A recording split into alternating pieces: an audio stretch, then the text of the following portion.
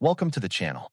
Let's not mince words. Real Madrid's 5-2 demolition by Atlético Madrid was a tactical catastrophe, and the single biggest failure was the total collapse of their set-piece marking, specifically the zonal responsibility around the 6-yard box.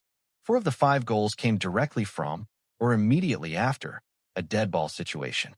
When Robin Lou Normand headed in the opener, the defensive line was already fractured, and that set the tone. This wasn't a failure of effort. It was a failure of coaching and organization that haunted them all afternoon.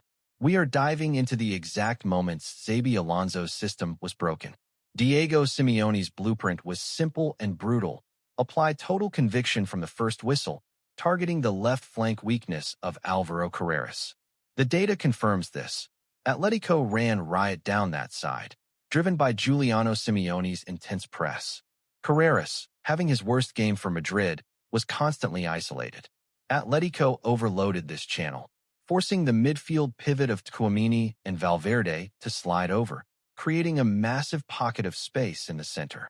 The lack of a true, dedicated midfield controller meant they couldn't respond to Atletico's manic tempo. It was a mismatch from the start, a tactical win for Simeone. Despite the chaos, Madrid briefly took the lead.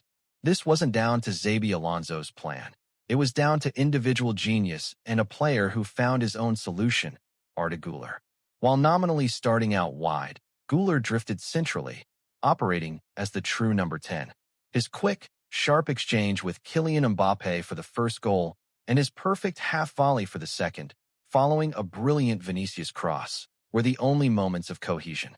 These 2 goals came against the run of play, but they were a statement that the team's creativity flows through the center.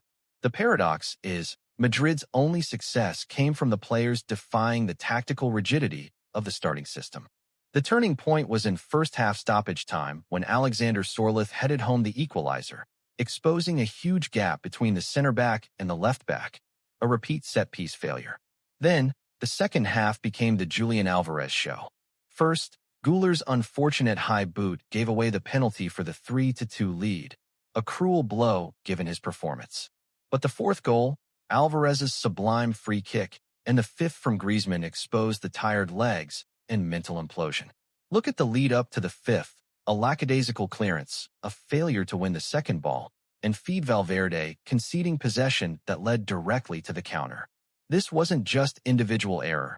It was a symptom of a team that was defensively disorganized and mentally checked out after being tactically overwhelmed. Xabi Alonso himself admitted it. We were bad at everything. We couldn't string passes together. We couldn't win duels. This 5-2 defeat ends their perfect start and hands them their heaviest derby loss in 75 years. The key takeaway for Alonso is clear. The Tchouaméni-Valverde double pivot lacks the control and orchestration needed against elite pressing teams. Madrid's young defenders, like Dean Huijsen and Carreras, looked overawed. This loss is a critical learning curve. It's a painful but necessary wake-up call that they cannot rely purely on attacking quality. The identity Alonso is building has a visible, exploitable defensive weakness. Will they fix the set-piece shambles and find a true midfield orchestrator? Let me know what changes Xabi Alonso must make before the next Champions League match. Like and subscribe for more elite tactical breakdowns.